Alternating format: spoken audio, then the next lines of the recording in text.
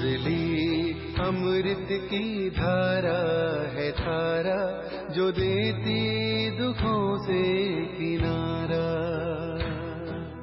मुरली अमृत की धारा है धारा, जो देती दुखों से किनारा। भूले जीवन में हो जाए शिव बाबा मुरली में समझाए। भूले जीवन में हो जाए शिव बाबा। ओम शांति। आज की तारीख है 2 जुलाई 2023 के बाबा के अव्यक्त महावाक्य। Revise date 26/1/1995 Madhuban. अव्यक्त बाप दादा।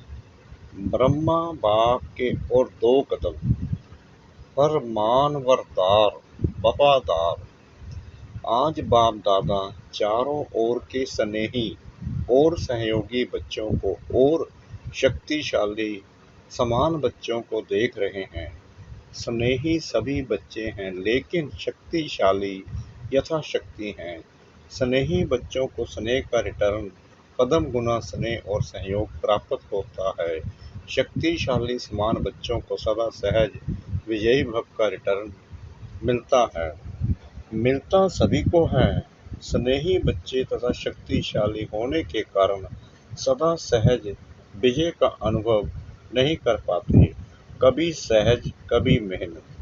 बाप दादा स्नेही बच्चों को भी मेहनत को सहज करने का सहयोग देते हैं, क्योंकि स्नेही आत्माएं सहयोगी भी रहती ही हैं।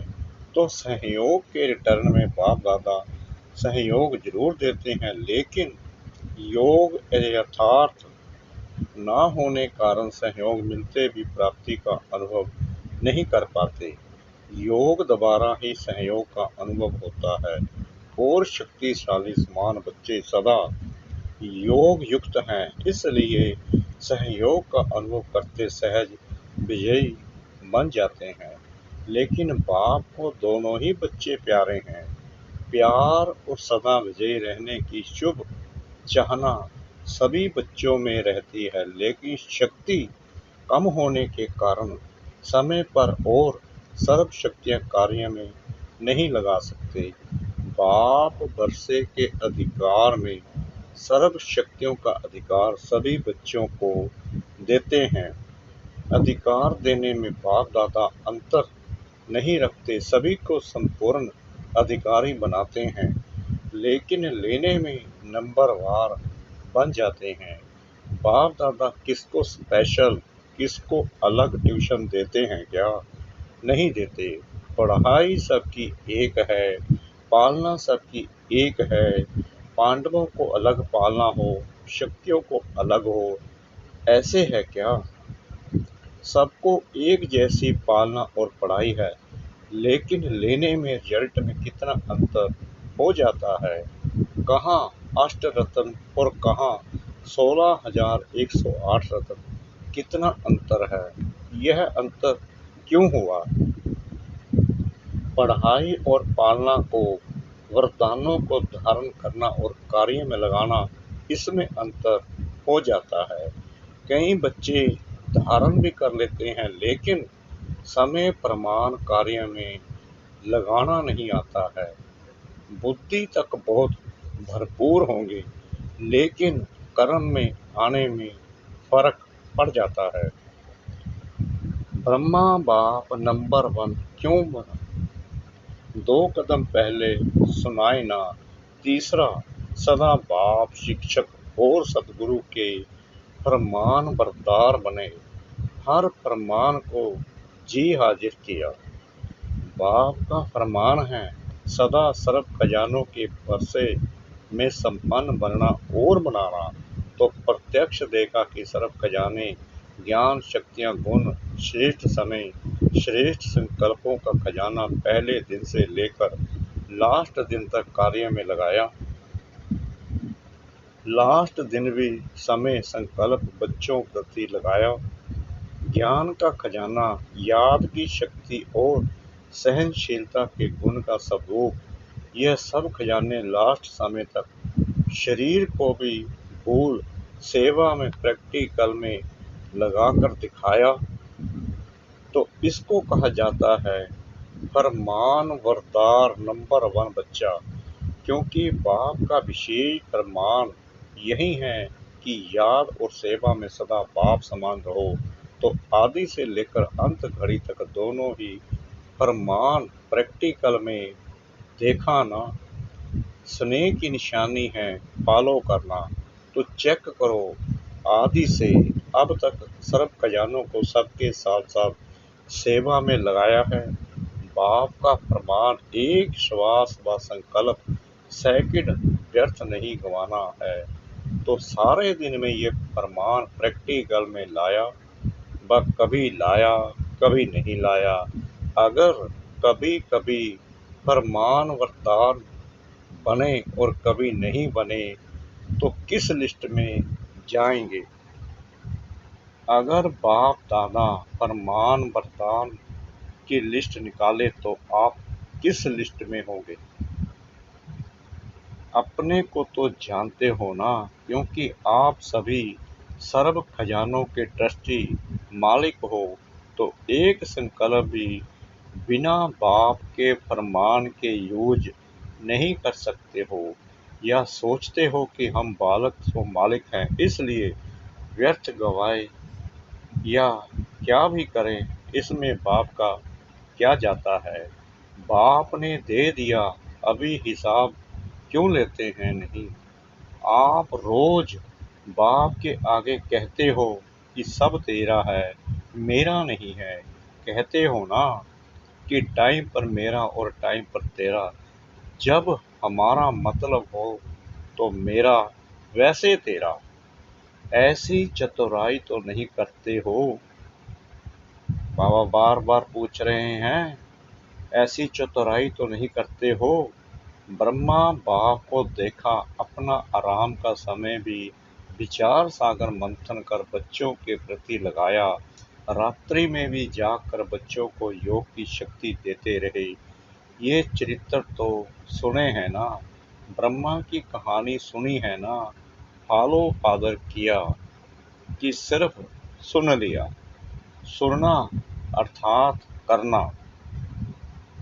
तो तीसरा कदम सदा जी हाजिर, सदा हजूर हाजिर और नाजिर। कभी ब्रह्मा से शिव बाप अलग नहीं हुए, हाजिर नाजिर रहे ना। बच्चे ने कहा बाबा और बाप ने कहा मीठे बच्चे। तो मन की स्थिति में सदा हाजिर और नाजिर अनुभव किया। सेवा में सदा जी हाजिर किया, चाहे रात हो चाहे दिन हो। सेवा का डायरेक्शन मिला और प्रैक्टिकल किया और कर्म में सदा हांजी किया। हांजी का पाठ पढ़ाया ना, तो आप क्या फॉलो करते हो?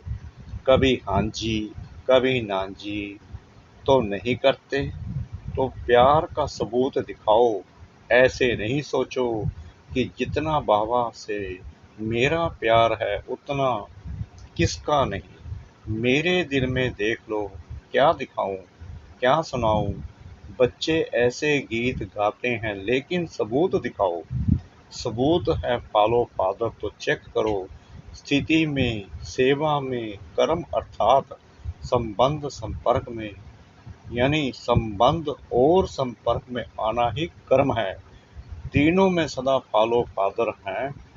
हर फरमान सिर्फ बुद्धि तक रहता है या कर्म में भी आता है? रिजल्ट में देखा जाता है कि अगर बुद्धि और वाणी में 100 बातें रहती हैं तो कर्म में 50 हैं। तो उन्हों को फॉलो फादर कहें, अधूरे रिजल्ट वालों को फॉलो फादर की लिस्ट में रखें। आप क्या समझते हैं? वे फरमान बरदार हैं कि आप आधे में राजी हैं? थोड़ा थोड़ा अंतर पसंद है। शुरू में माला भी बनाते थे, गोल्डन सिल्वर भी लिस्ट निकालते थे। तो अभी फिर से लिस्ट निकालें। कि सिल्वर में नाम देखकर कापर बन जाएंगी। समय की सूचना बाप तो दे ही रहे हैं, लेकिन प्रकृति भी दे रही है, प्रकृति भी चैलेंज कर रही है। तो समय के प्रमाण आप लोग औरों को भी सूचना देते रहते हो, भाषणों में सबको कहते हो कि समय आ गया है, समय आ गया है। तो अपने को भी कहते हो या सिर्फ दूसरों को कहते हो? दूसरों को कहना तो सहज होता है ना, तो स्वयं भी ये चैलेंज स्मृति में लाओ।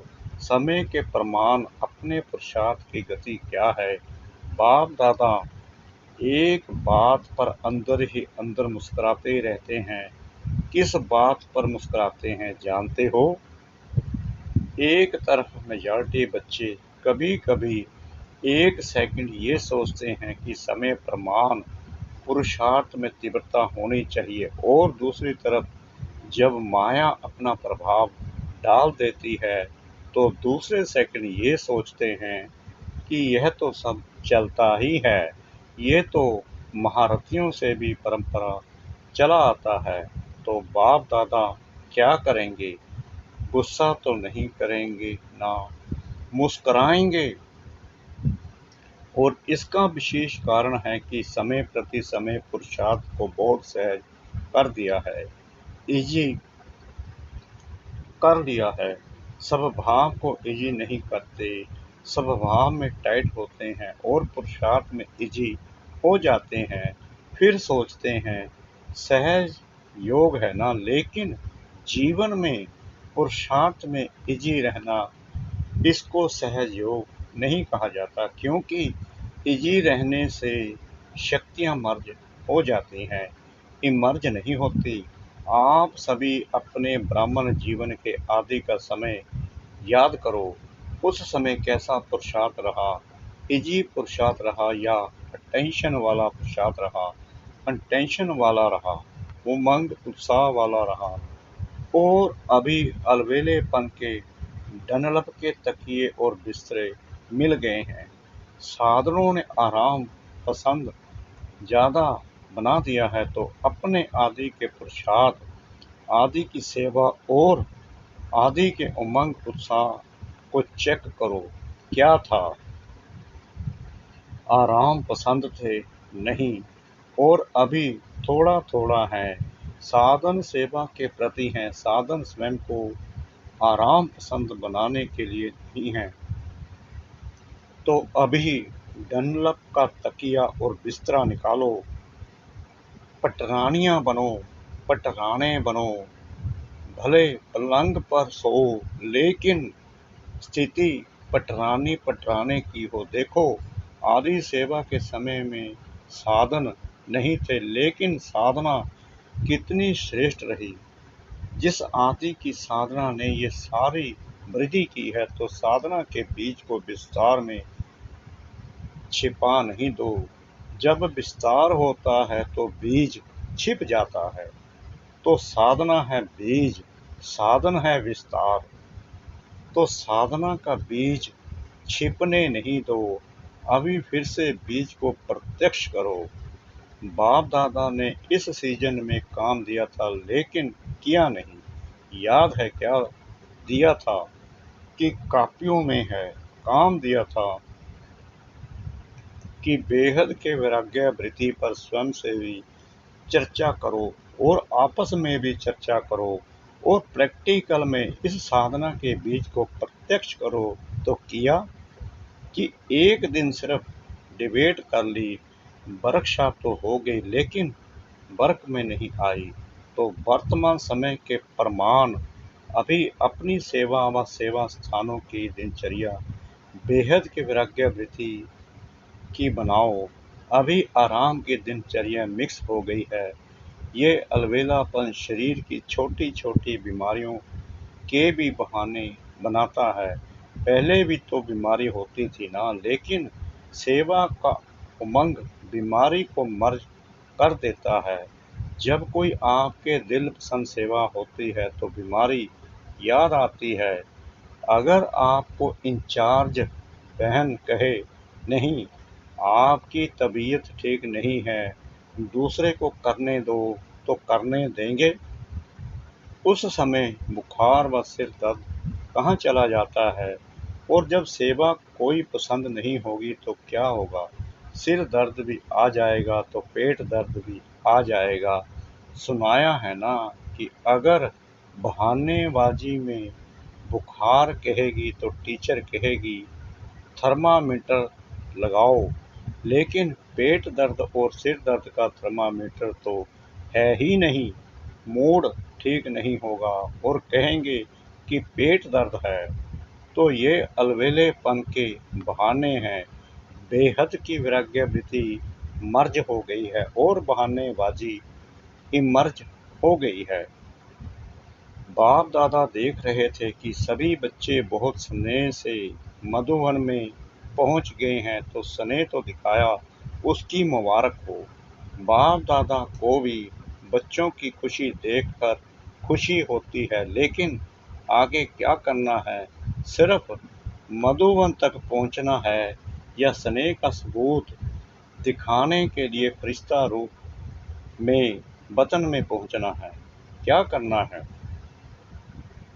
मधुवन में पहुंचे उसकी मुबारक है, लेकिन फरिश्ता बन वतन में कब पहुंचेंगी? चलते फिरते आप सभी को फरिश्ता ही देखें। बोल चाल रहन सहन सब फरिश्तों का बन जाए, और फरिश्ते का अर्थ ही है डबल लाइट। तो दिनचर्या में लाइट नहीं बनना है, लेकिन संबंध संपर्क में स्थिति में लाइट। तो लाइट बनना आता है कि बोझ खींचता है? बाप दादा स्नेह का सबूत देखना चाहते हैं, और जब स्नेह का सबूत देंगे तो आपको तालियां बजाने की जरूरत नहीं पड़ेगी, लेकिन माया भी ताली बजाएगी। वाह विजयी वाह! प्रकृति भी ताली बजाएगी। तो अभी कुछ परिवर्तन करो। अभी स्वयं को स्नेह के साथ शक्तिशाली बनाओ। स्वयं के परिवर्तन में शक्ति रूप बनो। सहज योगी करके अलवेलापन नहीं लाओ। बाप दादा देखते हैं कि सब प्रति, चाहे सेवा प्रति, चाहे औरों के संबंध संपर्क प्रति अलवेलापन ज़्यादा आ गया है। ऐसे नहीं सोचो कि सब चलता है। एक दो को कॉपी नहीं करो, बाप को कॉपी करो। दूसरों को देखने की आदत थोड़ी ज़्यादा हो गई है। अपने को देखने में अलवेलापन आ गया है। बाप दादा ने सुनाया था ना कि नज़दीक की नज़र कमज़ोर हो गई है और दूर की नज़र तेज हो गई है। तो अभी क्या करेंगे? सीजन का फल क्या देंगे कि सिर्फ बाप आया मिला मनाया मुरली सुनी, ये फल है? हर सीजन का फल होता है ना, तो इस सीजन का फल बाप दादा को क्या भोग लगाएंगे? भोग लगाते हो तो फल भी रखते हो ना, वो तो बाजार में मिल जाता है, कोई बड़ी बात नहीं। अब इस सीजन का फल क्या भेंट करेंगे या भोग लगाएंगे? लगाना है या मुश्किल है, तो देखेंगे कि नंबर 1 भोग कहाँ से आता है। वायदा तो बहुत अच्छा करके जाते हो, कभी भी ना नहीं करते हो, हाँ ही करते हो, खुश कर देते हो, लेकिन अभी क्या करेंगे? टीचर्स नंबर 1 भोग लगाएगी ना, सभी सेंटर्स का भोग देखेंगे। परवर्ती वाले भी भोग तो लगाते हो ना, कि खुद ही खा जाते हो? तो ये नहीं सोचना कि सिर्फ सेंटर्स वालों का काम है, सभी का काम है। तो फरमान बरदान का कदम प्रैक्टिकल में लाना है। चौथा कदम है वफादार। कभी भी मन से, बुद्धि से, संकल्प से बाप के बेवफा नहीं बनना। वफादार का अर्थ ही है सदा एक बाप दूसरा न कोई। संकल्प में भी दे दे के संबंध, दे के पदार्थ व देहधारी व्यक्ति आकर्षित नहीं करे। जैसे जब पति पत्नी एक दो के वफादार बनते हैं, तो स्वप्न में भी अगर पर यानी दूसरे की याद आ गई तो वफादार नहीं कहा जाता। तो ब्रह्मा बाप को देखा, संकल्प भी दूसरे की तरफ नहीं, एक बाप सब कुछ है, इसको कहा जाता है वफादार।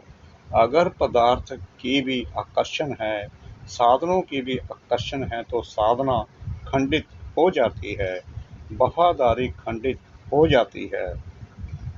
और खंडित कभी भी संपन्न पूज्य नहीं गाया जाता है। तो चेक करो कि संकल्प में भी कोई आकर्षण बेवफा तो नहीं बना देती। अगर जरा भी किसी के प्रति विशेष झुकाव है, थोड़ा भी पर्सनल झुकाव है, चाहे गुण के ऊपर, चाहे सेवा के ऊपर, चाहे अच्छे संस्कारों के ऊपर भी अगर एक्स्ट्रा प्रभावित हैं तो वफादार नहीं कहा जाएगा। सबकी विशेषता बेहद की विशेषता पर आकर्षित है, वो दूसरी बात है, लेकिन किसी विशेष व्यक्ति या वैभव के ऊपर आकर्षित है तो वफादार की लिस्ट में खंडित गाया जाएगा।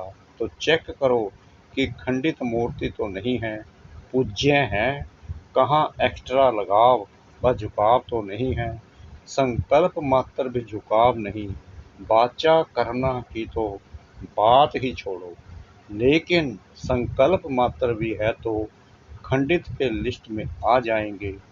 तो चेक करना आता है ना? अच्छा, चारों ओर के स्नेह का सबूत देने वाले, हर फरमान को संकल्प बोल और कर्म में लाने वाले, सदा स्वयं को बाप समान सिंपल और सैंपल बनाने वाले, ब्रह्मा बाप के हर कदम पर कदम रखने वाले, ऐसे शक्तिशाली बाप समान बनने के दृढ़ संकल्पधारी सर्व बच्चों को बाप दादा का याद, प्यार और नमस्ते। वरदान। साक्षीपन की स्थिति द्वारा हीरो पार्ट बजाने वाले सहज पुरुषार्थी भव। साक्षीपन की स्थिति ड्रामा के अंदर हीरो पार्ट बजाने में सहयोगी बनती है। अगर साक्षीपन नहीं तो हीरो पार्ट बजा नहीं सकते। साक्षीपन अर्थात देह से न्यारे आत्मा मालिकपन की स्टेज पर स्थित रहे, देह से भी साक्षी मालिक, इस देह से कर्म कराने वाली ऐसी साक्षी स्थिति ही सहज पुरुषार्थ का अनुभव कराती है, क्योंकि इस स्थिति में किसी भी प्रकार का विघ्न या मुश्किलात नहीं आ सकती। यह है मूल अभ्यास। इसी अभ्यास से लास्ट में विजयी बनेंगे। स्लोगन। फरिश्ता बनना है तो अपने सर्व रिश्ते एक प्रभु के साथ जोड़ लो। फरिश्ता बनना है तो अपने सर्व रिश्ते एक प्रभु के साथ जोड़ लो। ओम शांति।